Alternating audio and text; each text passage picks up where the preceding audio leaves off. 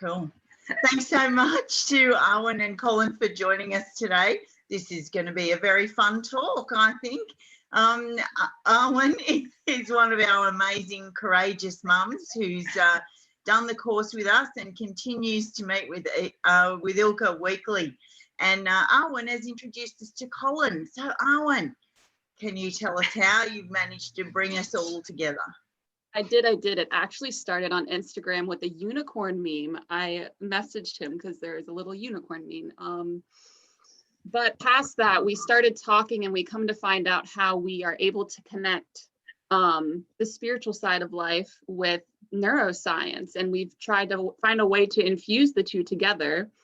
And on top of that, we both found out that we're parents. So I thought it was very interesting that we could find all the connections of becoming awakened parents and raising our consciousness and trying to divide the intuition in ourselves with the conditioning and healing ourselves within so we can heal our children as well. Yeah. So cool. So cool. And Colin, welcome. Thanks so much for being with us. So awesome to have you on. So you're a dad and a conscious dad? Very conscious, yes. Very, more conscious than un. So thank you for that wonderful introduction, Arwen, and thank you, girls, for having me on. I really wanted to speak tonight about anything that you want to throw at me. You know, I'm quite open that way, and I think more men should be open. They should be softer. And we did speak, you know, we touched on it briefly about, you know, people kind of embracing the darkness, embracing the experiences. You know, there's no such thing as a good or bad experience in life, only experience. And this is where Alan Watts is one of my favourite guys that have ever walked the face of this earth. And, you know, it's about not being attached to that experience anymore and being able to take that into kind of new realms instead of living in the old ones. Yeah, that's so cool. And tell everybody where you're actually from, because Arwen is in Florida. And where are you, Colin? I'm in Glasgow in Scotland. Yes, and we're in Australia. So how amazing is it? Freedom! So yes, Glasgow in Scotland, but it's not the country it once was. The government seems to be playing fun and games with us at the moment, as they are all over the world, you know. So we've got to make the most of it, and we've got to have as much fun as we can, got to live our lives and still not allow what's being instilled into us through the media onto our children, which brings us back to the subject that we're on tonight, you know. It's how we can break that mould, how we can create a new kind of level of starseed, of indigo child, of crystal child, whatever you want to talk about, and we can put them in and allow them to be embraced and be loved and love other people the way that they're all meant to be doing it, you know, rather than the way that we've been divided since we were a very, very young age. And it's now worse, and it's probably more prevalent now to put it in place than it was, you know, back then. When I'm an 80s kid, so I was born in 83, and from the 80s right the way through to about 99, life was good. Life was good, you know. Yeah. And we spoke about it, obviously, we all live in the country. I'm a country boy. I get brought up in the country, you know. We were allowed to go and cycle at age 6. We could cycle 8 miles away from home in the morning, not come back till 6 o'clock at night and for your dinner. And nobody would ask any questions because the media hadn't got really in too much control of everybody. So nobody was really scared, you know. Yeah. People didn't really think about the bad things, where it's now fears instilled in everybody. And I do believe this is what's affecting the kind of parenting with everybody. We also didn't have mobile phones to be able to sit on all day and give your children, you know, that extra time, where folk are now sitting with their faces stuffed in their phone and not giving, you know, look at this, mum or dad, look at this, gran or grandpa, look at this, yeah, I'll see it in a second, or yeah, that's nice, you know. It's not pleasant, you know. So I know a lot of people are guilty for it, and I used to be myself. I would rather sit on my phone than be consciously in the room. It's not that I didn't want to look after my child. It's because these addictive dopamine, serotonin, you know, all these things that it's not serotonin, sorry, it's like dopamine and all these endorphins that we get through likes and attention and drama and all these things we usually get addicted to these more than we do addicted to our children. And this is where where I believe that we should be addicted to our children and give them the best upbringing in their life for their way possible. You know, it's like anything that we can do for them, we should be serving them in every way possible. It's not parenting is the same as being a leader, but you've got to serve your employees if you're a leader, don't you? If you own a business, you've got to serve them to make them grow and nourish and come into. You've got to do the same as a parent. You've got to serve your child. Oh, my child. Yeah, that's a pretty radical concept, to serve your child, because we're brought up authoritarian style parenting, most of us. Yeah. And it's like the parent knows more than the child. So, which is not something that we subscribe to in like in our group. We believe the same as you, like that children are really evolved. They're the star seeds, all these names they have for kids these days. So if you were to speak more to how you actually do that on a daily basis with your child, what does that look like, Colin? To be like really present and be serving your child. So cool. I live full time. My daughter just now. My daughter's 15 months old.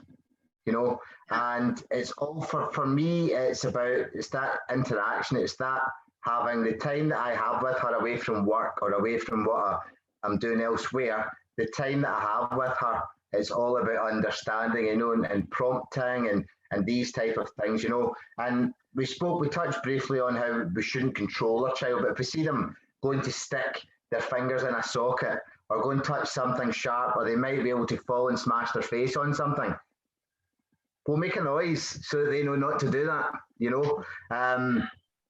So these things, but in terms of, you know, and I'm going to talk from my dad's perspective. I can't talk from a woman. Okay, you're far more special than what a man is, right? You created that in there. You've got a different, softer approach. You've got all these different things. However, there's a different type of safety with a man, and I don't want to make that sound as if I'm putting anyone down.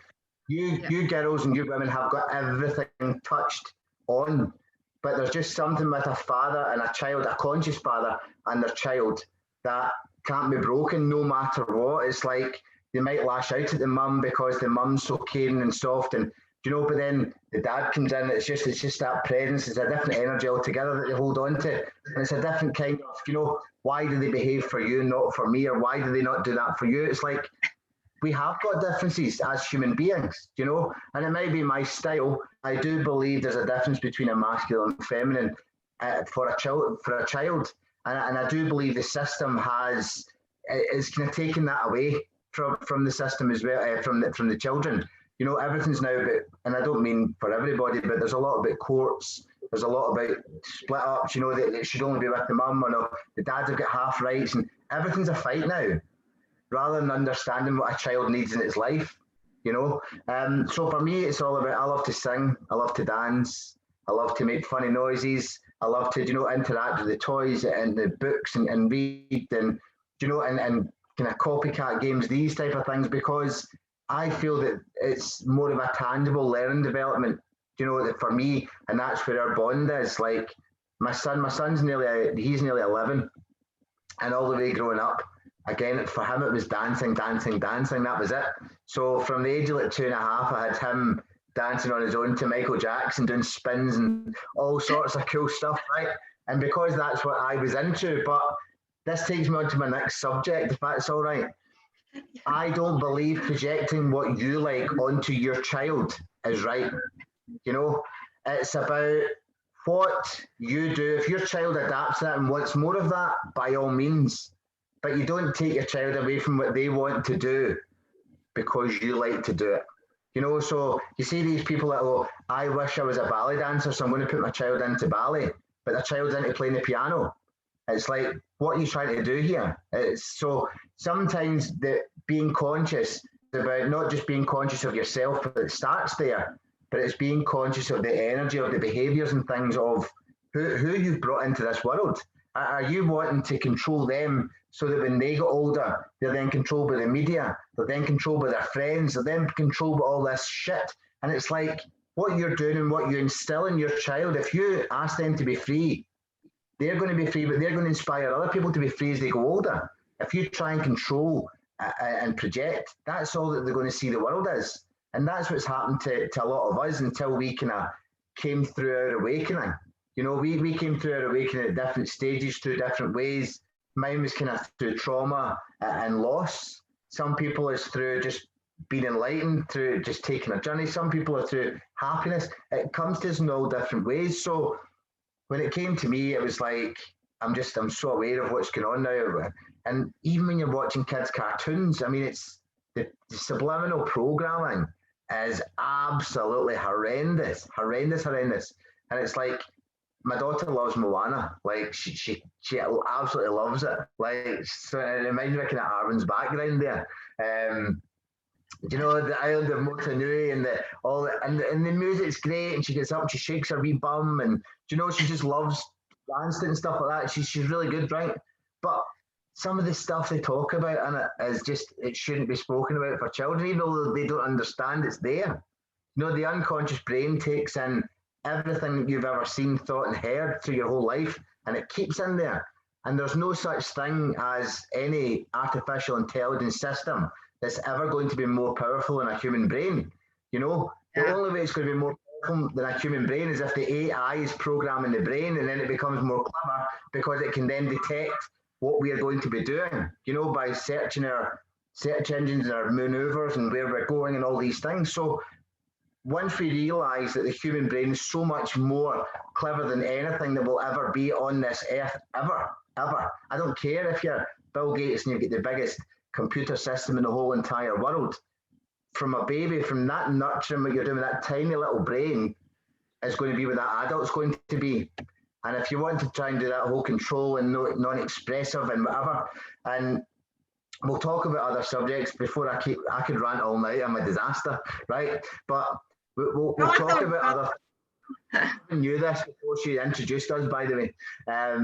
So, like, I would like to hear, obviously, your girls' thoughts, maybe on what I've said, or how, like, we can open up the conversation more, because I want to go into labels and I want to go into these types of things as well, because 2021, the world loves a label. Let's face it. You can't eat your dinner without being a certain type of person. You can't go and breathe in air without being a certain type of person. You can't actually get out of your bed without being a certain type of person or a certain behavior. Do you know, you can't have an off day or you're a fucking lunatic. Do you know what I mean? The whole world just going a bit mad. So I would love to open this up to you, beautiful girls, and you can tell me where you want to go. Yeah, I reckon before we go there, perhaps earlier we spoke about awareness, like how you came to be aware. You mentioned that it was through trauma, and for the majority of us, I think it is.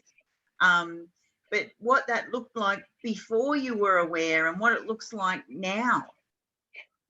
Okay, nice question. I like that. Thank you. So I explained in a brief 5-minute chat before we came on that I was one of 5 boys. I was eldest out of 5 boys.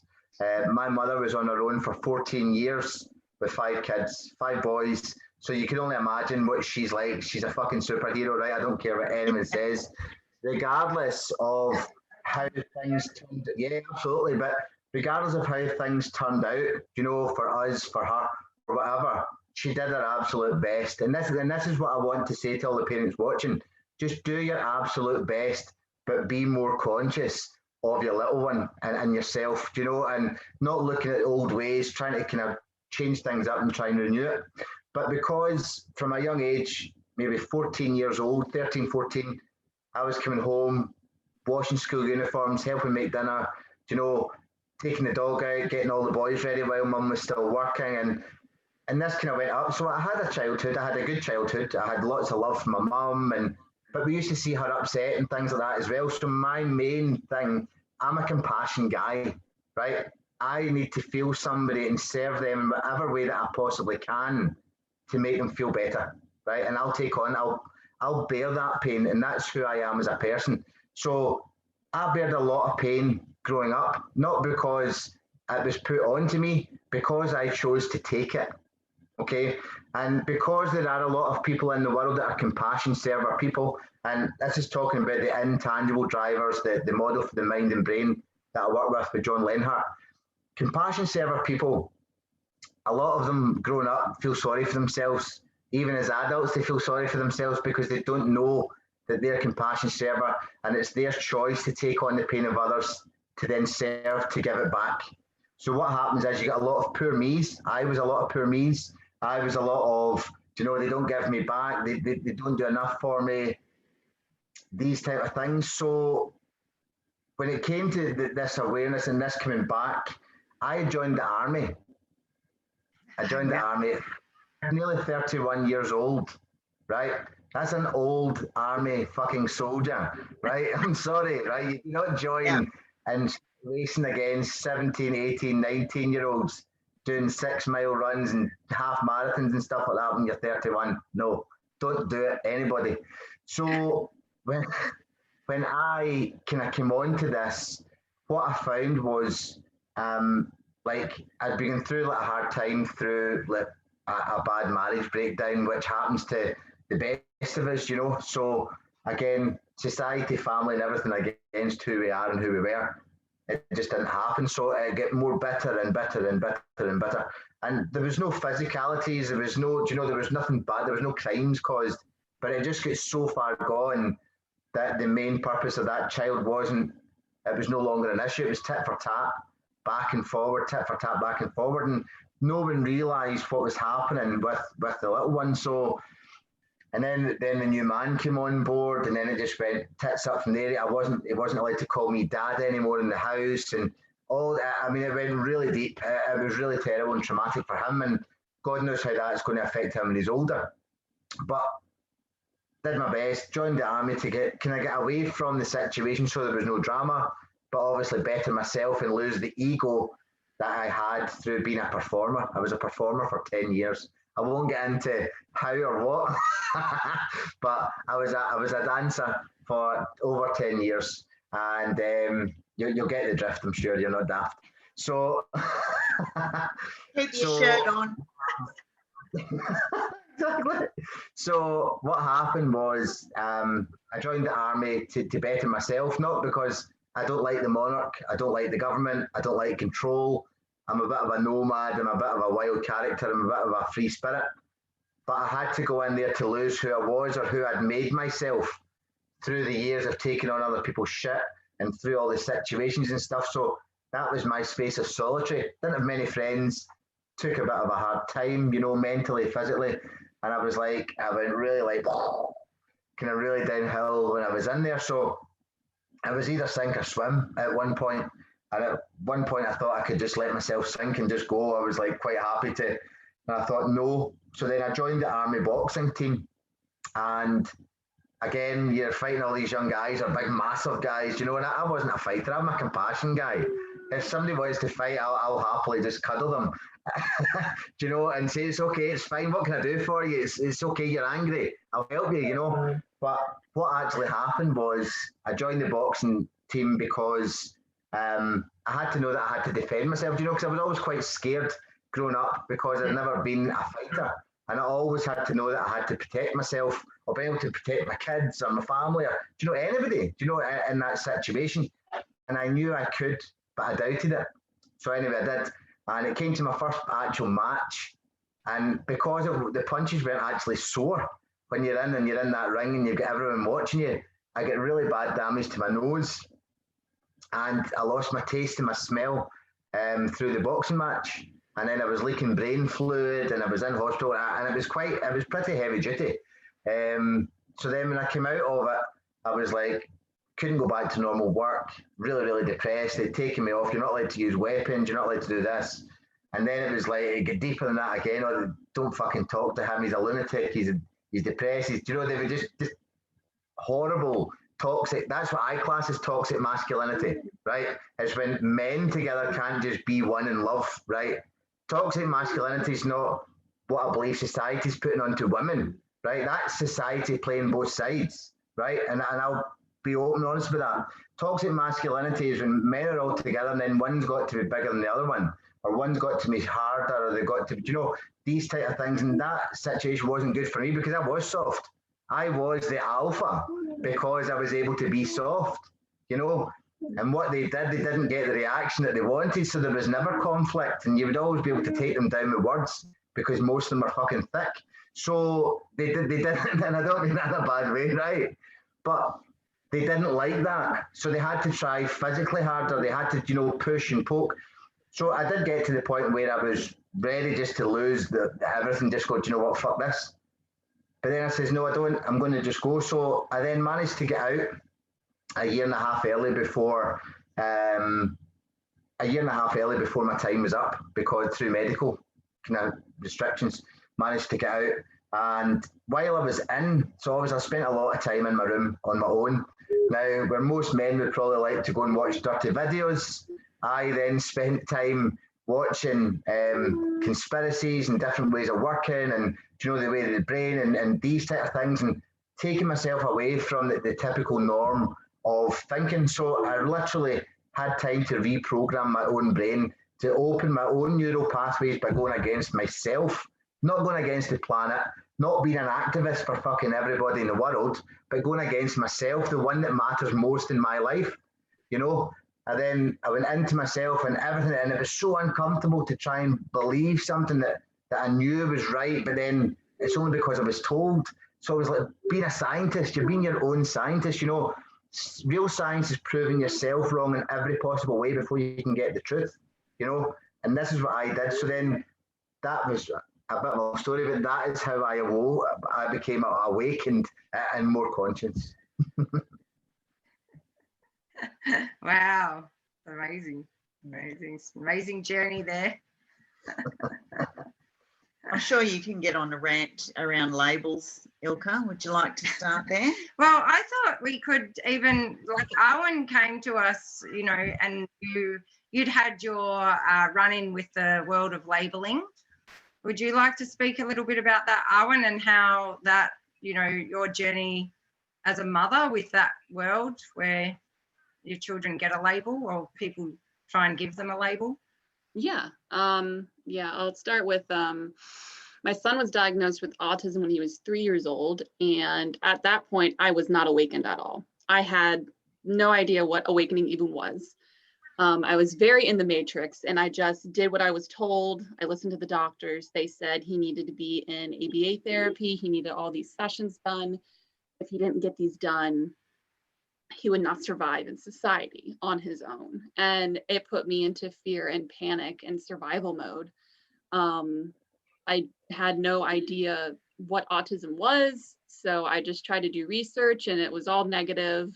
I tried to do support groups, and they were all just despair and sad, and they just felt so hopeless. So I ended up going down that road for about 2.5 years. He went into ABA therapy.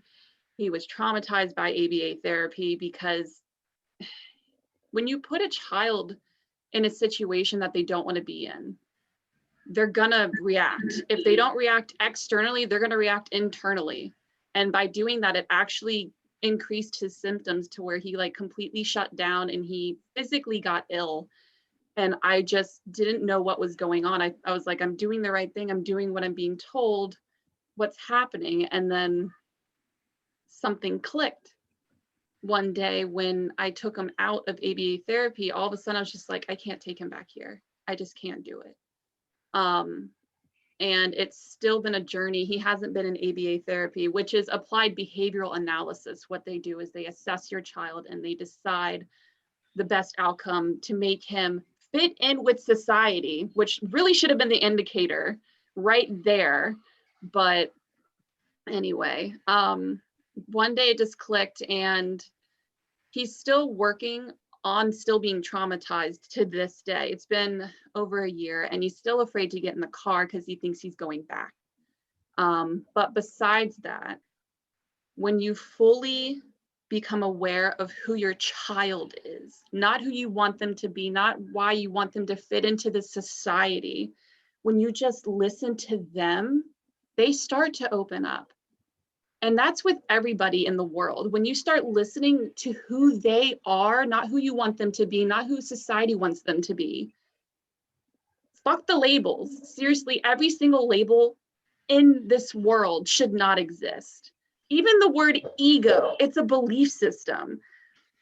It's conditioning. All of this is just conditioning. If you wipe away conditioning, you are left with your intuition, and you know who your child is, you know who you are, and you can just understand each other to the very core of your being. And it's just really upsetting that we've gotten to this point to where we've lost who we are. So we don't know who our children are. So what we need to do is do the inner work. We need to do the inner work within ourselves, break the conditioning that we were given from our parents, because a lot of it comes from our parents. And once we're able to separate what our parents have taught us to what we know intuitively, then we can become better parents. We can become awakened parents. Yeah. Could you share a story about some of the things that have changed since you've started doing that inner work with you and with your son? Yeah. Well, we started doing the every week awakened parent sessions in, what was it? Was it October? I think. And back then I was so anxious, just the thought of my son. He couldn't stand being like 5 feet from me. I had to keep an eye on him. And now I let him go, because I know I trust him now. I know what he's going to do. He understands what I'm doing. He knows what I'm doing is helping me. He understands that now. Between doing the awakened parent stuff, I also read Nonviolent Communication by Marshall Rosenberg, the Radical Unschooling book by Dana Martin. I'm not his dictator. I'm not going to raise him the way I want him to be. I'm going to give him the resources. If he wants to learn something new, I've got you. I will bring it in. I will teach you the world. And a big thing today is we think we can throw a TV in a child's face and they're going to learn everything. There's some education from a TV. Yes, that's true, but that's where you learn, out there. You become in tune with nature. You become in tune with yourself. And the more you break off from what society says you need to do to become whole, and you just follow what you're supposed to do. I listen to his words. I don't try to project what I think he's going to mean behind them. If he says he's sad, I'm not going to go, oh, well, he's sad because I didn't give him the last chicken. I'm going to ask him, like, where are you feeling it? The big thing I do is I ask him where he feels the sadness, because sometimes he can't verbalize it, and you can't always verbalize how you're feeling. So you might have to go with a physical touch, or I don't know, just being there for them. And the more they trust you, the more they can open up and show you different parts of who they are, because they're not going to feel comfortable with you until you feel comfortable with yourself.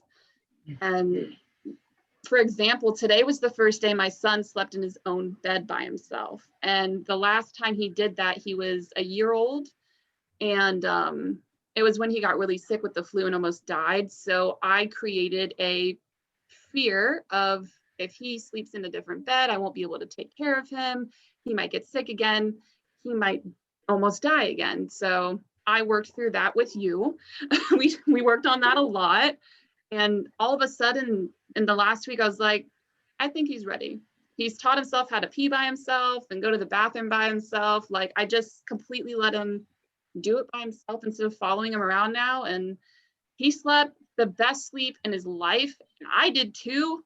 Oh my God. Like, I haven't slept alone in a bed by myself in 10 years. And I don't know if I'm ever going to sleep with anyone ever again. But sorry. You're going to sleep in a different bed. No, but there's just so many things that have changed within how many months it's been? 5 months. And he's acting like a different person because I'm a different person. I'm completely opposite of who I was. I was in a fear state on top of being bedbound for the last 2 years. Now I'm feeling like myself, which didn't exist until now. Like, it was deep in there. Girls, and 2 seconds. I'm going to take the bone off this dog because the noise she's making with it's mental. I'll be 2 seconds. Oh, and how old is your son now? My son's 6 years old now. Okay. Yeah. And it's just so it was around 5 years that like from when he was 1 to now, it's been 5 years, and just recently he slept in his own bed. Is that right? Today is the day that he first slept in his own bed. And yeah, so it's been 5 years where it's just me and him. And I know that did a bit of damage to my marriage at the time, because my husband at the time would end up sleeping in a different bed, and then it became a different room. And so it was just me and my son. And I was just like, at this point where I was like, okay, he can't be 40 years old and sleeping with me. I mean, he could, but I'd prefer not that. I don't want that. So I was just like, it felt like it was time. I felt like I wasn't going to rush it. I felt like he has been stepping into himself so much lately. I was just like, let's give it a shot. And it worked. And I'm just excited. I'm like, oh, what else is he going to do on his own now? It's just like a spark of inspiration. Yeah, so good. Can I just say it is though, because you decided to show up for yourself, Arwen. That is the main reason that these changes have happened. You made that choice to commit to that. Yeah, they have to show up. People can, say, oh, we did, we're doing that, but you're the one who has to show up. Yeah, and I was talking to my friend Alex earlier about how I have so many plans for us. My plan is to build my income, hire a traveling nanny. And so I want him to know to not put his life on hold because of other people around him. I want him to understand that just because he has children doesn't mean his life has to stop. And by empowering myself and taking him with me to help other people around the world, he gets to see all these people I'm helping. He's going to be like, wow, I can do anything. There is literally no limit in this life. You can do anything in this world. If someone says it's impossible, scratch that out of the dictionary and say, I can do this, and I'm going to do this, because it's just so delicious when you get to that point. Before you came to this work, did you have any understanding of this huge concept that to change what's around me, I first have to change what's inside me? No, I was a victim. I was 100% a victim, and I took zero responsibility for my actions. Like, that's the first thing you need to realize, is you need to take responsibility for everything you say, everything you do, everything you feel. And when you're in the victim mindset, everyone else is to blame. But every time, for example, I was in an argument with someone the other day, and usually back in the day, I would immediately be like, why are they saying this to me? Like, I can't believe they would do this to me. But now I immediately go into, they're projecting out of fear or pain or guilt or shame, something that's happened in their past. This is not about me. They are just talking at me, and I need to come to a place from understanding and compassion. And I let them talk, because in the end, it's like their inner child's just trying to speak out what they've always wanted to say. Anything that anybody does to you is not to you. It's them. They're just projecting. And so it's like a completely different perspective now, to where every single encounter I make, I come from a place of love and understanding, and nothing in that way is about me.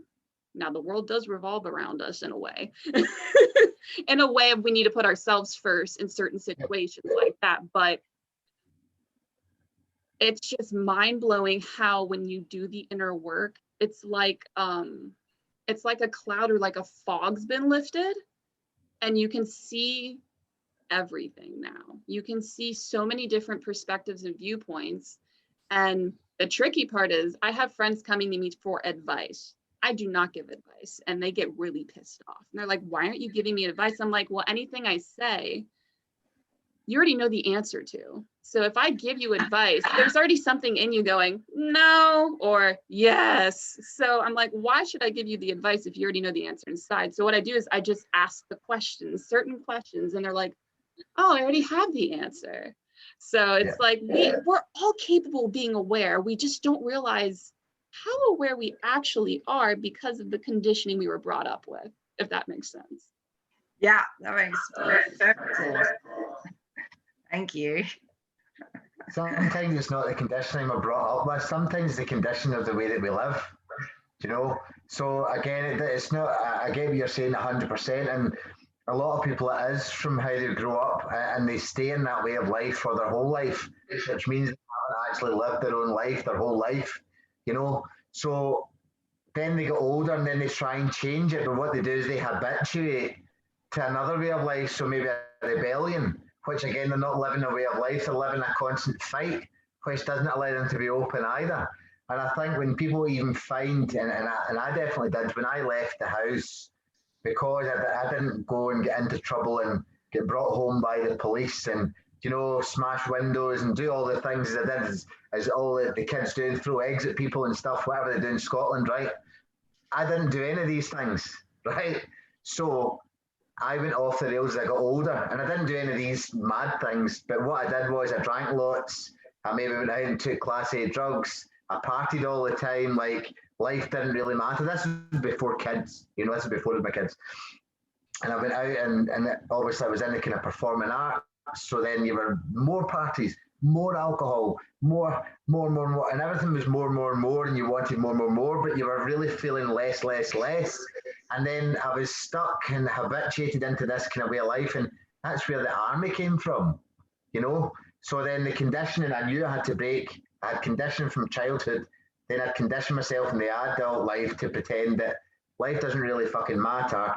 I can be a child for as long as I want, and I don't need goals, I don't need responsibility, I don't need any of these things. And then my son came at 27 and he changed that. He changed it a lot, and my life was dedicated to him. But then when the marriage breakdown came, and, you know, kind of going into that again, I habituated to other ways of working when he wasn't there. So then 3 days a week I was that dad, and then it got down to 2 days a week, then it was 2 days a fortnight. And then, you know, and that was taken from me. It wasn't that I gave it away, it was taken from me through the system, through breakdowns of communications and whatever else. So it slowly came down. So then I habituated into it again. The every night that it wasn't there, it was the alcohol and the women and all these things. So again, it was like then in like a third phase of who I need to be, because this is the way that I feel, not taking, as Arwen was just talking about, you know, not taking responsibility, not taking anything on the chin, like, well, maybe you could have been a better husband. Maybe you didn't have to go out and perform all the time. Maybe you took your work more seriously more than your wife. Maybe, oh, fuck, right, so it wasn't all them. No, it wasn't. It was you and them, and you both let it happen, you know. And it's not until you get to the point where that you can look at yourself and the other person at the same time. And again, this takes you back to your child, and then how that you can grow and how you can communicate as that one. It's one being. It doesn't matter. I'm talking to you three girls at the moment. We're all one because we're all in this conversation. We're engaging. It's the same. You just need to do the same with your child. You need to understand them, feel them, and speak to them the way they want to be spoken to, not the way you think you should speak to them. The same as you do everybody, you know. And this is where I've been learning about the mind and the brain. And Arwen, I've introduced to John Lenhart, who's over in Wisconsin, in America, and I'm going to work with him over in the States. I'm actually moving from Scotland. John Lenhart, who are you saying? Which name are you saying? John Lenhart.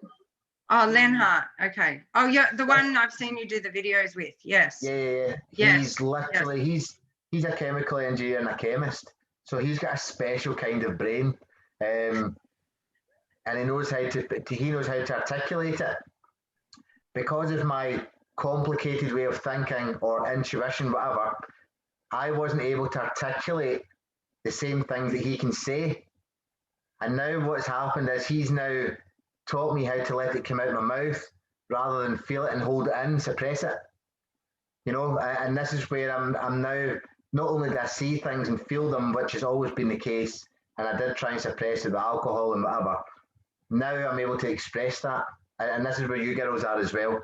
You're able to express yourself to your child in a healthy manner and not project. So there's a difference, and I don't think enough people know the difference between expression and projection.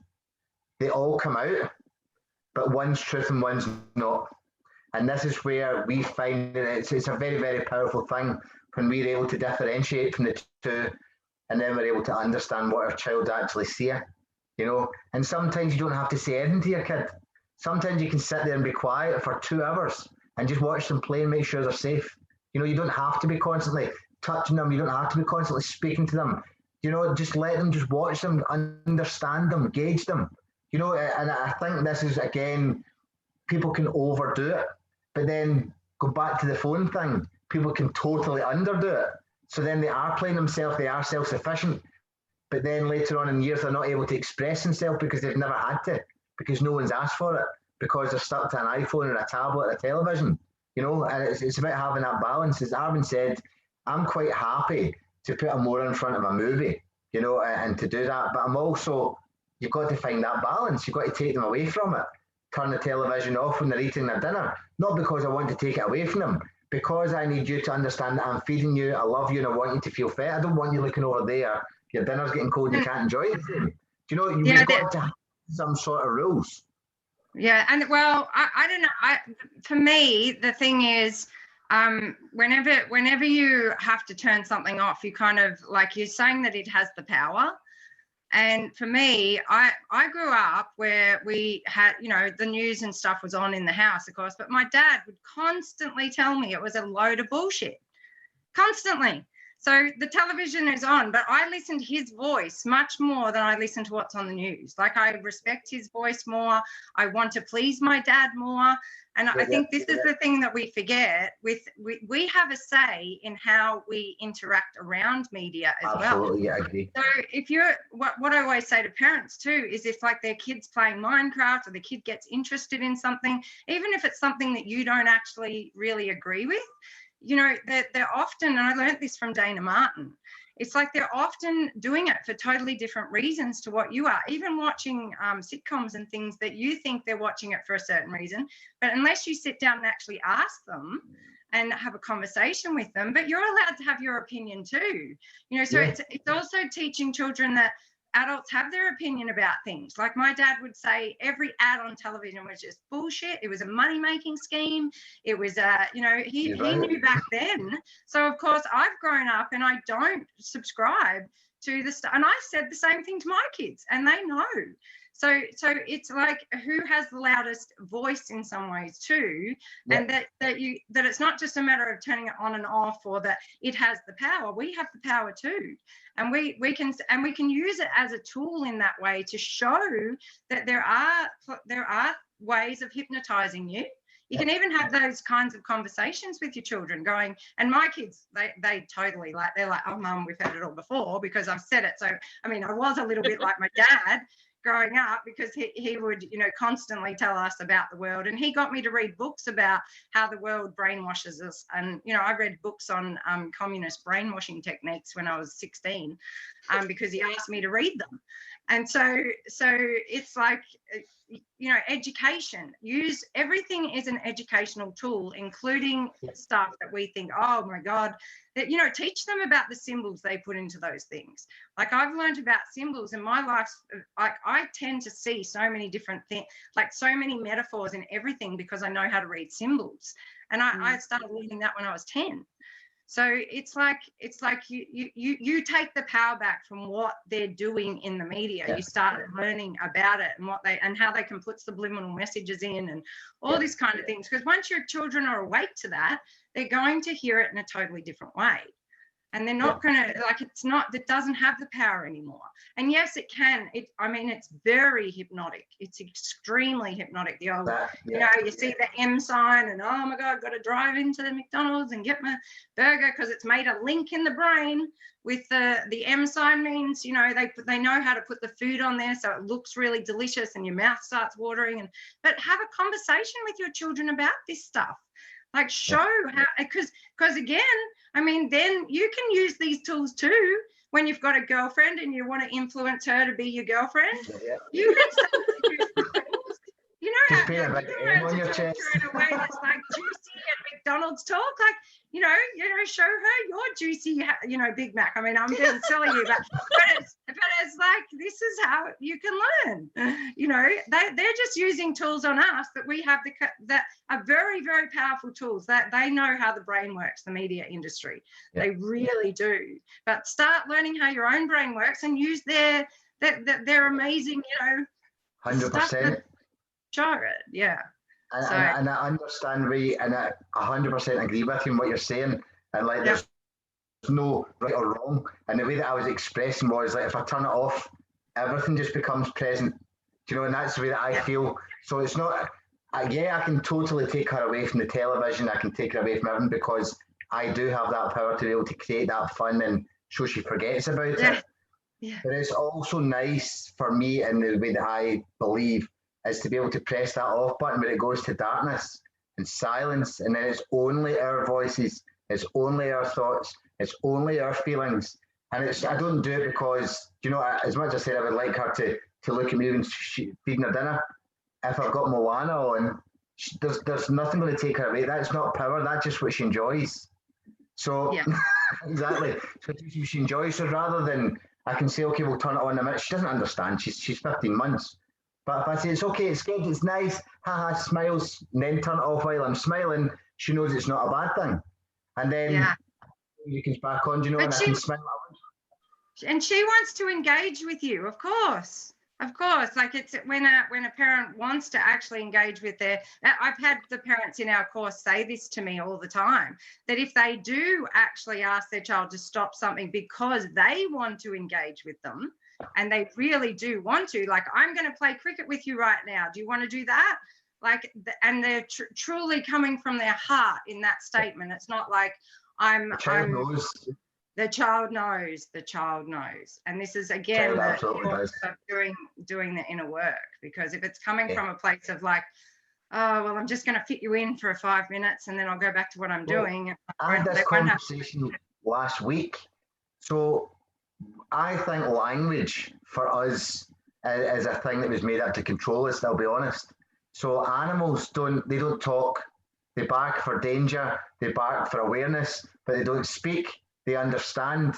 Kids understand. They look at facial expressions.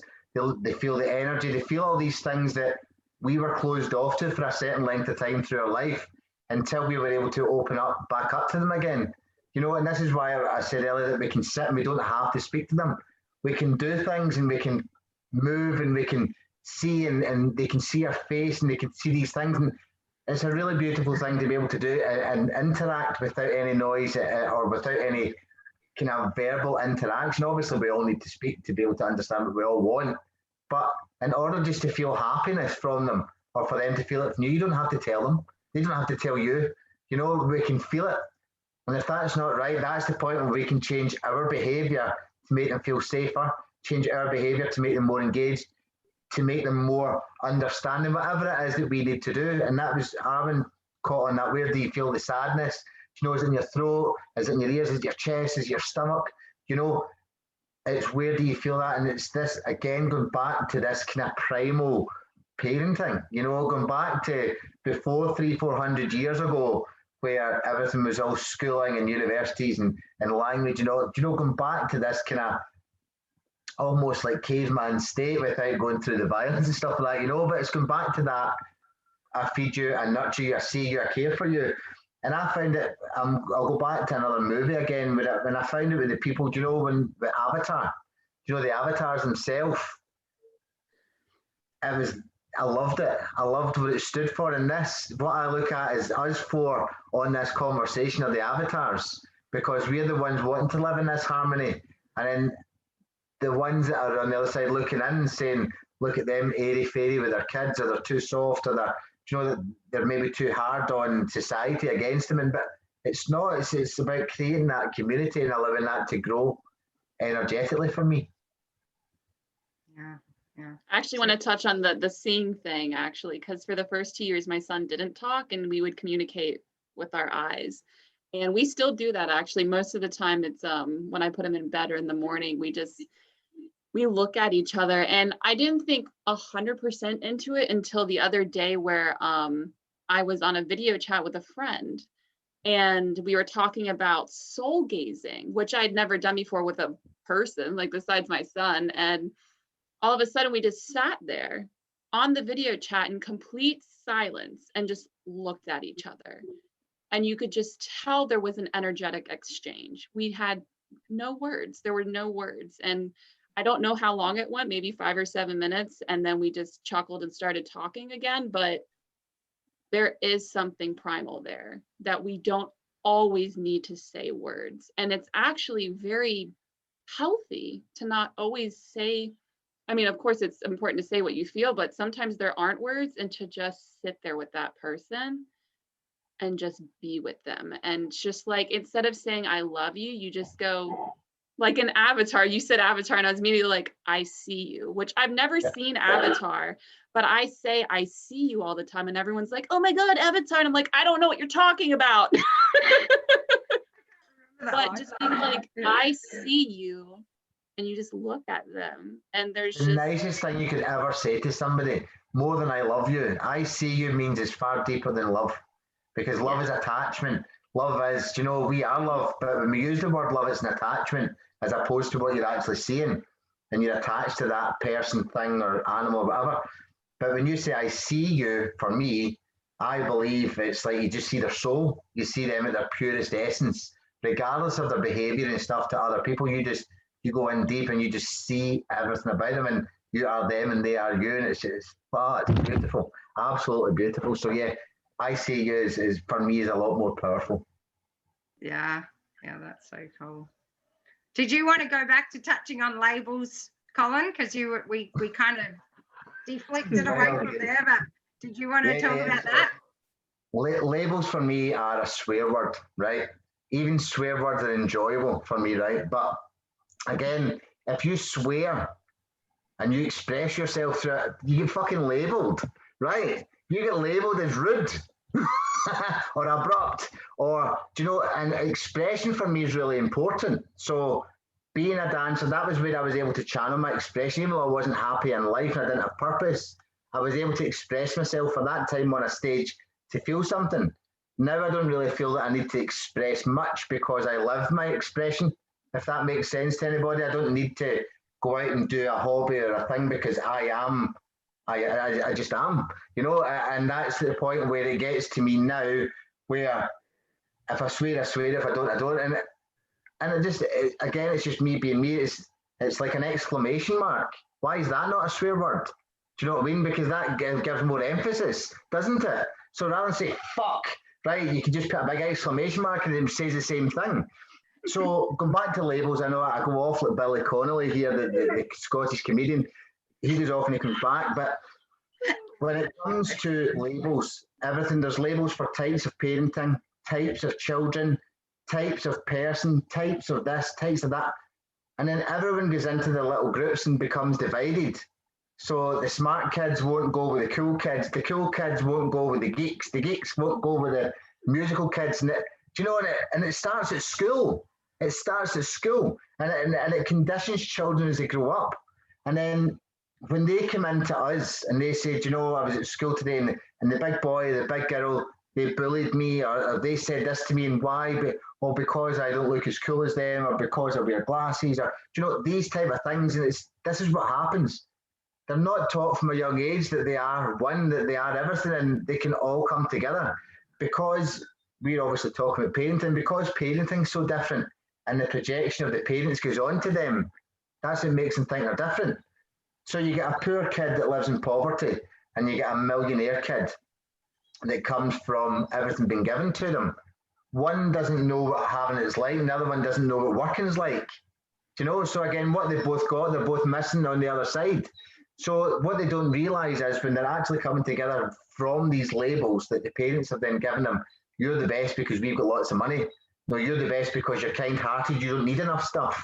Do you know what I mean? It's like every time they go through, everyone's been given a label from a young age, and it does affect people when they're older.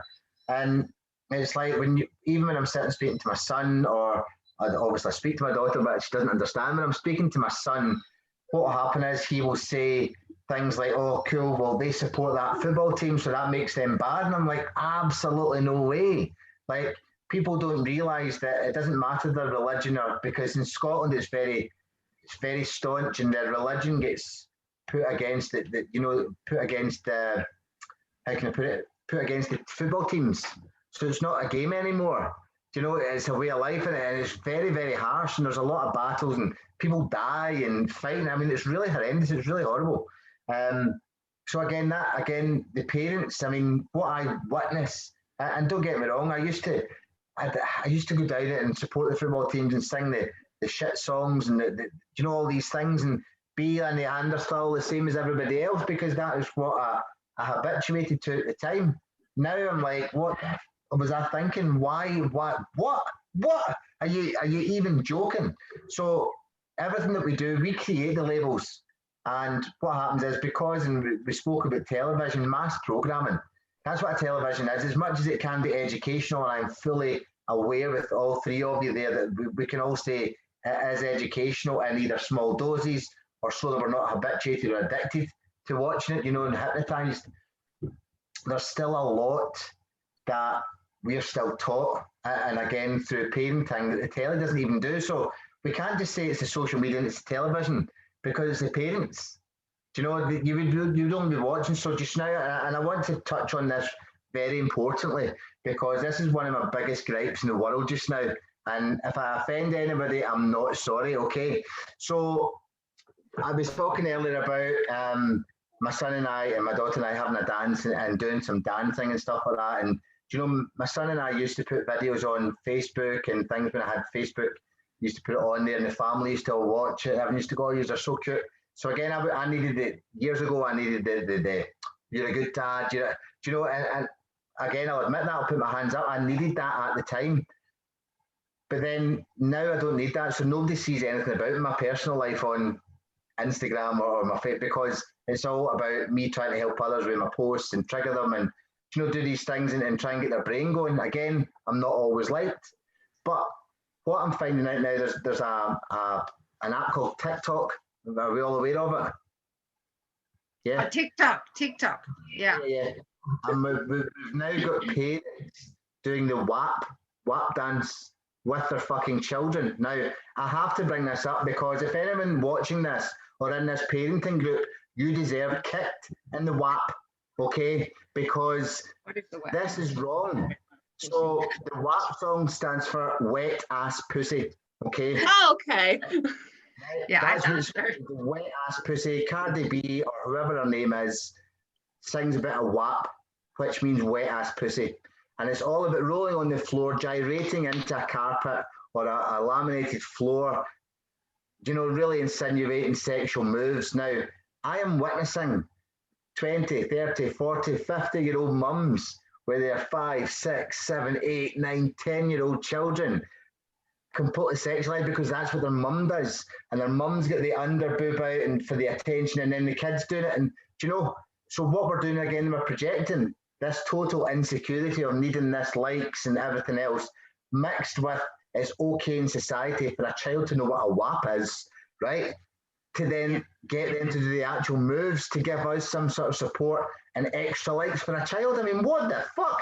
I mean, it's like, could you get any more absolutely off the scale mad with it? You know, I mean, it's like, oh! So, and if I see it online, even if I don't know them, I don't troll people, but if it comes up on my feed, I'll ask a question. Do you think that's an appropriate way to act in front of your child, or do you believe it's appropriate to allow your child to act like you? Right? Mostly you'll be abused, told to fuck off, to shut up, you're a narcissist, you're a blah. Cool. I asked a question. I want to understand you as a person. I want to understand why you're doing that. And for me doing that, I'm not abusing you. I've triggered you because you know in your unconscious brain that what you're doing is fucking wrong and it's poison. And what you're doing is exploiting your child in a way where, again, they're going to be labelled. So they're talking about women wanting to be more empowered. And because they're allowed to do that, they've got to be able to take their clothes off to feel empowered. That's fine. See if you're doing a nice, natural, loving sense and you want to walk about with a nudist, that's empowering. That's your power. See if you have to do it to express that onto somebody else, to push that agenda or push the agenda that the society's pushing. It's not fucking empowerment. Again, it's coming onto this thing. So there's different ways of looking at it. And then if they're doing that and they're standing there with their crop tops and do you know all the stuff, right? It's the same as their mum that's kind of middle-aged, that's now trying to be younger and they're trying to be older. Where's the fucking childhood? Where's that interaction of let's just go to the beach or let's go and dig a hole, let's go and get our feet dirty and ground ourselves and fucking get our toenails all manky? No, we have to have you in a 6-year-old in a thong you know, gyrating on a slippery floor because her mum can control herself. You know what I mean? It's fucking, it's some serious bad stuff. So the difference between, again, expressing and projecting, we've spoken on this and we'll touch on it, we'll probably touch on it again for the conversation. It's like, where is that person's mental health at that's trying to get their children into this? You know, Well, and it's like... I would simplify it much more than that, in that, I mean, you made this point anyway, Colin, but it's, you either are looking for something outside of you to validate you. And if you are doing that, and I've done plenty of it too, plenty. I mean, I'm a recovering people pleaser. So I know the program very, very, very well. In fact, I spent my 20s and 30s in that program, in the people pleasing program, mostly though to get my father's attention more than probably anyone else. Yeah. But so I totally get it. But and Arwen touched on this too. You'll never get validation outside of yourself until, you know, it's interesting, because once you start to actually find your own self-empowerment, that's when, you know, the true validation will come from somebody else going, oh yeah, you have triggered me there, but yeah, I mean, I probably do need to look at that inside myself, you know. And that's my greatest joy, the day when somebody does that because of a question that I've asked them, because they've just started on the track that I had to start on, and Arwen had to start on, and Joe had to start on, and you had to start on. It's just the self-responsibility track. But yeah, to me, in everything that you've just said there, no matter what it is, it's this thing that we're teaching a child to look outside of themselves for validation, for recognition, and the longer you do that in life, the less you'll know thyself. Like the modality that I use is fast EFT, and the main, like, I don't know, what do you call it, modus operandi or whatever, principle of it is to know thyself. And I think children do know themselves if they're given that opportunity. But what you're talking about there is kind of the epitome of that going wrong. You know, and I'm not saying that, because I would go, there is a possibility that some children came in here to experience that kind of thing, and that there's that angle to it too, because I'm open to anything. But I agree on 99.9% of what you say, but no. Yeah, but if the parent is not doing it from an awakened place themselves, you know, which in the sexual industry, that to me, that's a very enlightened person to be coming from, you know, a place of awakening in that industry. You know, I'm sure there are some, I'm not saying there isn't, but it's big. But yeah, and then those kind of things being projected onto a child, because most of us as adults, that's our deepest, darkest stuff that we have to go into around that stuff. So I totally get it, but it's like, are you getting stuff from outside of yourself, or are you like, is your child learning to be themselves? Because they can teach you how to be yourself if you just let them, you know. You're the one who has to do all the learning, you know. They know how to be joyful, they know how to be abundant, they know how to be that is life, that is living. Being living is just being happy, and no matter, as long as you're not harming somebody or anything else, you know, or any animals or anything like that, while you're being happy, fucking do it. Do you know? Do it. And it takes you back. Do you remember? Did anyone ever watch Friends when it was on? Right. Which one? Friends. Oh, Friends. Right, I think everyone watched Friends at some point in their life, right? Yeah. There was one episode that I just watched last week. It was on in the background, and it was where Phoebe goes running with Rachel, and she runs. Right now, I love Phoebe. Absolutely, and she is like, everybody like, hey, but you know what actually happened was she was going out and running. Rachel made her feel bad about running like a little girl or somebody that was all over the place. And then it wasn't until she realized why she was doing it that then she started doing it, and she felt all free herself and ran into the horse. But then the horse was the karma of her, you know, slagging off Phoebe at the start. But then she carried on doing it, and she became a lot happier. So the point of that is, if we just learn from the child, and learn how to be happy again. The reason everyone's sad is because they stopped being a child. That's the fucking point, right? Yes. We only got sad because we stopped being a child. So let's go back to those child roots. Let's be silly. You know, and as much as it's nice to engage and feel your child, it's okay to do handstands and fall over and cry and laugh and pull funny faces and be completely ridiculous because that's what they want, because that's what they are. Do you know? And you can do it in your own expressive way, but just being a child, and it's kind of taking us full circle in the conversation as such, where it's kind of open up to kind of bring it back, you know, and it's like, just be a child. Be that child that really wants you to just be them and be at one with them and no judgment. And again, it goes back to the labels. I mean, we judge on labels, we judge on people behaviour, but no, as long as we're not hurting anybody or hurting ourselves, let's just do whatever. And I'm sure that you girls could probably add on to that. Well, it's impossible to do, I think, if we haven't looked at ourselves, looked at our shadow side and done the work to be able to, like I used to judge every moment of every day, but it was only me I was judging, really. Yep. Yeah. Mm. Yeah. And it was difficult. It's more difficult to judge than it is not to judge. Judging takes away your fucking happiness, doesn't it? Yeah. Yeah. It fucking does. Do you know, don't get me wrong, I have a very dry, very, very dry sense of humour, almost to the point where it's like, oh my God, did you just say that? Yeah. And I've got this habit, and I've always done it, whereas I'll make a judgment and turn it into comedy, right? So I will pick something, I'll never slag somebody off, but because the way my brain works, I'll take something that, and then I'll make a joke about it, the person I'm sitting with, and it's not to put the person down, it's to make that person laugh. Does that make sense? Yes. It's still a judgment. So again, none of us are perfect. We all do things that we don't want to do, but part of that I don't want to let it go because that's fucking funny. Do you know what I mean? But I have the same dilemma myself. I do exactly the same thing, and I'm questioning now if the turning the criticisms, the judgments into jokes is still actually a low vibration place to be.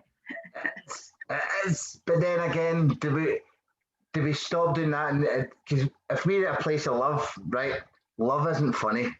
Seeing somebody isn't funny, right?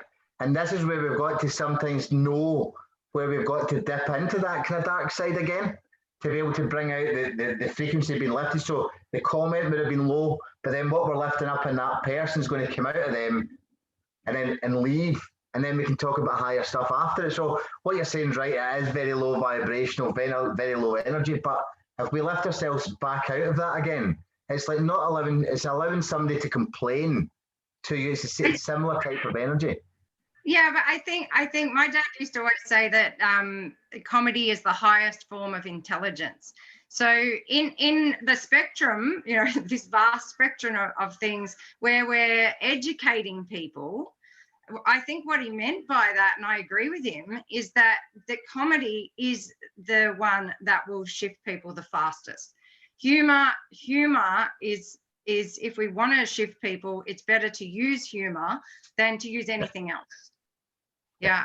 So because people can, you know, like hopefully we can all laugh at ourselves and our I was talking to a parent on a call the other night and we were talking about this and she said, Ilka, humor and comedy is truth. And I thought that was a very profound statement. Yeah, because it is truth, and that truth is difficult to look at until you're ready to go, oh God, and say out loud on a forum like this that I've been a people pleaser my whole life, or Arwen to say, you know, I've been a victim, and we all put our hand up. Like, not everyone's ready to do that yet, but if we can make a joke about ourselves and bring somebody else in, you know, that to me, the humor, other forms of education to me just don't work as well. Because, you know, that's why Kevin Hart packs a stadium, and people learn stuff when they go there watching him do that, like watching him you know make fun of himself and to say how short he is and he has to jump up and all that stuff, and we piss ourselves laughing as well. And I mean, that's one of the techniques I use, is to get people to laugh, and then they'll collapse some of their patterns.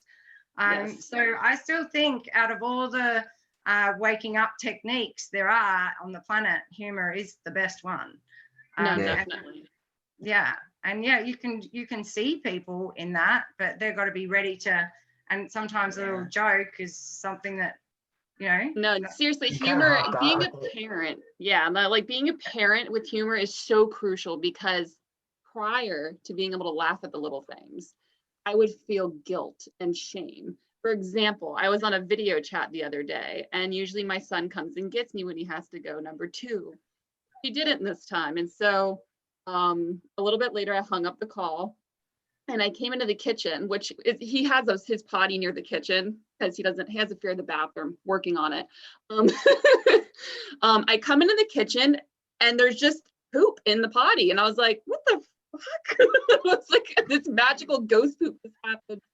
And I realized, like, he didn't want to come get me. He did it himself. And at first, prior, I would feel shame. I wasn't there for him when he needed me.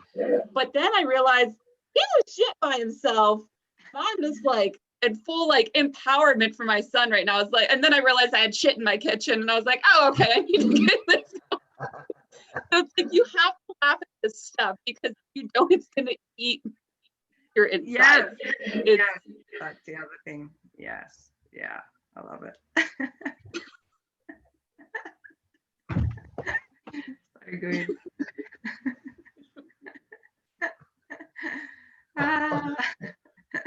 So that good laughing, just laughing a lot. Yeah, just fucking just chilling, man, just laughing. And this is what people go. And I want to say, just before we wrap this up, Joe, I feel like I know you from LinkedIn. Ooh. Is that possible? I think I was on there a couple of years ago, but I haven't like even been in there. I haven't looked at it at all, which is something on my list of things to do, which is quite interesting. So I don't know, something to do with you didn't, you will LinkedIn. Now. What's that? If you didn't know her from LinkedIn before, you will now. No, but I so know her face, and I don't know where it's from.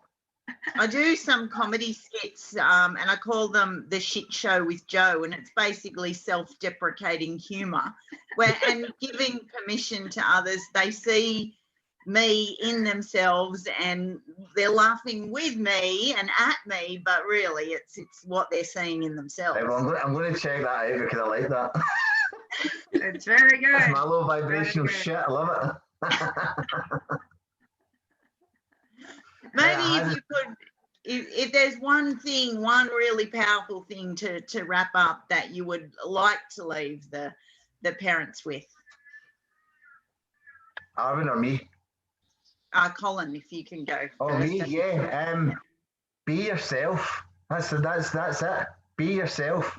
Be who you are. Understand who you are. And you know, if it's Ilka and Joe, if you want to go to them, you want to go to Arwen, and they've got their own ways of being able to get people into understanding their soul, their spirit, these type of things. Get the girls to use it, utilize them. If they want to reach out to me and understand their uniqueness behavior-wise, it's something different. Get them to come and utilize it. Come and speak to us. Do you know? Yeah. Strength shows when you're asking for help. Every coach needs a coach. Every person needs somebody that they can go to. It doesn't matter if you're the best coach in the world. It doesn't matter what level you're at. You go for somebody that you can approach that sees you for you. Do you know? So if you've been a shit parent or you want to change your way of parenting, find out what you're doing wrong by asking somebody else. What would you do? Can you see that anything I'm doing wrong? Listen to them. Do you know? Take the criticism. But you look powerful in asking them because it shows that you're willing to be open to it. Most people just habituate to that one way of working because they're scared of change, or they're scared in case they get judged, or they're scared in case they do it wrong. Parenting is trial and error. There's not one manuscript that we get given. So all I can say to people is be yourself, be open to making mistakes. Don't rectify the mistakes, just change your ways. You can't right or wrong, but you can change it. You know, you can change your behavior, you know. So I just wish people were more self-aware, and I know that's where the kind of conversation came from, and understand that what we've spoken about tonight, there will be some issues that we've spoken about that maybe people will feel it on a kind of deeper level. And that's why I'm so grateful for the space that you girls have opened up and invited me on. 3 of you, I'm very, very grateful to be able to come and express myself, probably overly sometimes, but to be able to do that in a way where I can be myself and not feel judged by 400 or 4,000 people. It doesn't matter that's going to be watching the video, because we all need to learn. We all need to learn, and we only learn through, and John taught me this, you learn from commission, not omission. So you got to do the deed to learn, whether it's right or wrong. You can't miss something in case you don't, you know, and I think that's what a lot of people find. So yeah, be yourself, learn from your mistakes, learn by making mistakes, not on purpose. Don't go and do things that you know it's going to be wrong. Do you know what I mean? Yeah. Go and do things that might be right. No, because you might be making that right decision and you're fighting against your gut.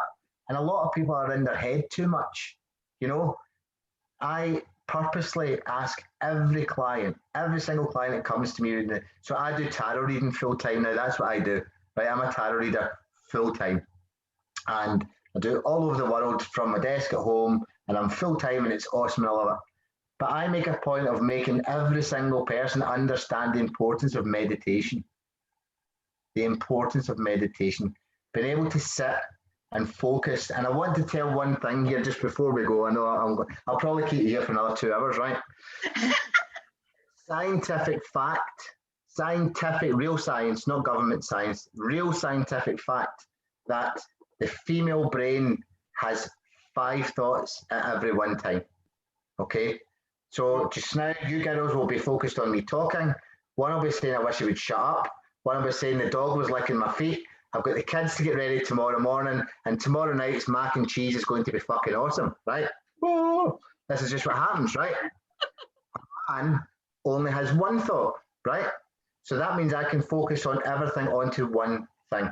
However, if I'm focused and somebody takes my focus away, like the dog going out of the room earlier, I had to look up and I had to stop talking. Do you know what I mean? When it happened, because I can't do that. Yeah. Women have this process in their brain where they're able to do 5 things at the one time. That's why you can smoke a cigarette, drink a glass of wine, be on the phone, paint your toenails, and create a piece of art. But what you're not doing is you're not focusing it onto one thing, so you're spread quite thinly, right? And this is where I believe women have to focus on maybe 3 things at the one time as opposed to 5, because it means if the shit hits the fan, they've got an extra thought process for each one of the things. And this is what John and I are trying to teach with flow. And flow says, flow's down to 1 thought, okay? Meditation is flowing, it's 1 thought. You're focusing your breathing and that's it. You can't switch your brain off because you would die, but you can focus it down to only your breathing so that everything else goes off. If you get 5 thoughts and you take 2 of them away, so you've only got the conversation, me shut up, and then you'll get tomorrow night's mac and cheese, and you get these 2 spaces to be able to fill in with, oh my God, there's a disaster, you need to come here right now, that's 4. You've still got 1. And it's about overcoming so that you can get to that point. Now, if you're a parent, and especially a female, okay, females, if you get a female brain and you get a male brain is a female's brain damaged in 4 areas, right? So if I damage it in 4 areas, I have then got a man's brain if I'm a woman, right? But then I can't build this man brain up to 5 thoughts. It's fucking impossible. So this is why, as well as women, and we'll talk about partnerships a bit. Sorry, I can't finish just yet. We'll talk about being at home. If the child is lucky to have a healthy 2-parent relationship, great. Okay, not all of us have got that. We are working or whatever, and that's okay. It's not that we're unlucky, but it's luckier for the child to have that and for it not to be ruined if it works all together. We can't have a bad relationship. You would rather be on your own. Do you know what I mean? But if they are lucky to have that and the way that they watch the interaction with the parent, so the male role will be to focus on that child. As soon as they lose focus for a second, they're not engaged. The mum can be engaged, but still have 4 or 5 other things, but it means that she's not fully immersed because she's still got the other things going on. Men can't do that, you know? So when women and men understand how their brains physically work, and I don't mean mentally, spiritually, you know, we've got the mental, physical, and spiritual world. That's our equilateral triangle of life, I call it. So it's the mental, the physical, and the spiritual. Bring them all together as equal, we'll then get balance, you know?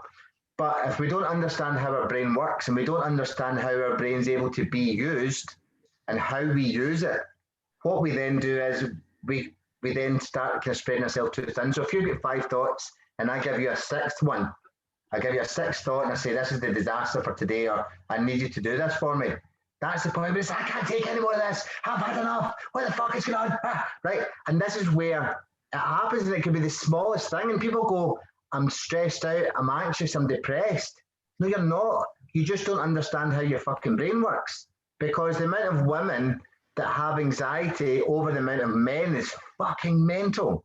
So women think they're the weaker sex and they've got a weaker brain. It's actually stronger when used the way that it was intended to be used, the way it was developed, you know? So if anyone wants to talk about it more, I'm happy to reach out on Instagram, or I can send through some videos, I can send through some things. Also working on your intangible drivers. Arwen, you've experienced a bit of the intangible driver stuff. So your personality is what, it changes your life. I give you £1 million, you'll be happy. I take £1 million off you, you'll be really sad and upset and angry. But 2 days ago, you didn't have anything. So what the fuck? So it's all situational, right? Your personality is situational in your life. Your intangible drivers, like your soul when it's born, that's who you are, and this is how you gain and lose energy. As you say, you're either getting it external, you're getting it internal, right? You can either gain energy or you can lose energy in every single thing that you do in your life. I have gained energy tonight from you girls, so thank you. And it's not from sucking yours, it's for me being able to express mine, okay? Because I care and I'm compassionate about children and upbringings and stuff, okay? But if I didn't like to speak and you had me forcing me on here, I'd be losing energy at every word that came out of my mouth. Yeah. So your intangible drivers, I would love it, and I'll send the link over, and I would love you to do the test and send you the videos based on who you are, and it'll even help you on your journey. It's the stuff that you can't put into words that we were talking about earlier. And if the women, you can share it with the women, and you can just let them know when they fill it in, just say that Colin put them on, and then they might, and even the dads as well, they get to know more about themselves and what other people see, as opposed to what they think they see, and how they fix things or how they do things, as opposed to how they think they do it, you know. So yeah, so that takes me back to being yourself again and gaining that energy through everything that you do. So another rant that took another 10 minutes. It could be cool to do it again and come back and talk about relationships. And I love the analogy of the 5-1 is so easy to remember. And it reminds me of a book I read, and talking about, like, this is why women can lose their shit when the man can walk over a dirty pair of socks and then he thinks she's fucking crazy because it's just a dirty pair of socks, but it's actually the 6th thought, and we just can't. Yeah. The man was focusing on going to the toilet or the kitchen, that he wasn't focusing on picking things up. Where a woman was focused on that line on the floor, him walking past it. And that's the point where they go off the head. I would love to have a proper talk on relationships and how we can better them. I would love to come back with you girls, because again, inevitably, the relationships that we have around our children is very important as well. And we've still got to be us in a relationship. If we can't be us in a relationship, we're not going to be ourselves with our children either. Totally. Do you know, we might be wet ass pussying about the floor. Do you know what I mean? Do you understand what I'm saying? Right. So again, if we have a partner, there's a good chance that there was a healthy relationship. We wouldn't be wanting the external kind of validity. So we probably wouldn't be on TikTok rolling about the floor gyrating with our kids. So again, we can talk about this if you want to do it again. I would love to. It's been an absolute fucking pleasure by having the 3 of you on. It's been really, really nice. I'm saying as if it's my show. It's your show. Been on the show with you. It's great. It's awesome. Awesome. And could I just, before Arwen speaks, the way you say parenting with your Scottish accent, it sounds like painting to me. But I just thought, isn't that so much better? I want to call parenting painting because Oh, we're like, art. it's like art. Yes. And I was like, oh my God, let's change it. Let's change the word parenting to painting. So, that's so good. Yeah. What would you like to finish up with, Arwen? What would you say to parents if you could give them? Yeah. Okay, I'll try to keep it simple, but first, I really do want to do this again, because with the intangible drivers, and even if you believe in intangible drivers or human design, with co-parenting, to figure out who each other are and your child, it makes everything a lot better. And then you can throw in masculine, feminine energy if you believe in that stuff. But yeah, definitely do this again. I'm going to keep it as simple as I can. Let's hope I do this. If there was something, I'm going to start from the foundation and first say, you are not broken. That is the first thing you need to recognize before going down this path of self-healing, is that you are not broken. No matter what has happened in your past, no matter what you've been through, it did not break you, because you're still here today. And then the next thing would be to take responsibility of all the actions that you've done with your entire life. It is a very hard but worthwhile journey, and it's not always going to be bright and sunny. You're going to think, I've done it, I've made it to the next level, welcome to Jumanji, here's the next level. Like, it's going to keep happening. Everyone keeps thinking that you keep reaching higher states of consciousness and you just keep going up. I'm like, you're going to keep getting opportunities for growth. It doesn't mean they're going to be flowers, but you need to take them as flowers. Like, that's what you need to do. You need to look at this and be like, thank you for this opportunity. Thank you for this trigger. Every time I get triggered, I literally go, thank you. Because without this trigger, I cannot heal myself. And another plot twist, a lot of people don't like when I say this, they get really pissed off. You can never fully heal yourself, because every day you embark on a new adventure that's going to trigger something else inside you. You're going to find something else that you don't like going on. Like, you're never fully healed. And then that sounds like a devastation, being like, what do you mean I'm never going to be fully healed? Like, the whole mission in life is to be healed and happy. And I'm like, your mission in life is to self-discovery. That's it. Yeah. Self-discovery, and then healing yourself as much as you can with love and light, and then just giving it out. Can you fill your cup up to where you know it can stay full forever? And then that's when you can give it out to the rest of the world. Yeah. Wow. Awesome. Like that. Yeah, well done. Yeah, that's amazing. Thank you. Thank you so much, both. Yes, and thanks for setting this up for us, Arwen. Awesome. Not a problem. Yeah, Definitely will do it again. Yeah. Yeah, we'll be back for video 2 about relationships with when you've got kids too. Yeah. Nice, that'll be awesome. Thank you very much. Okay, thank you. Okay.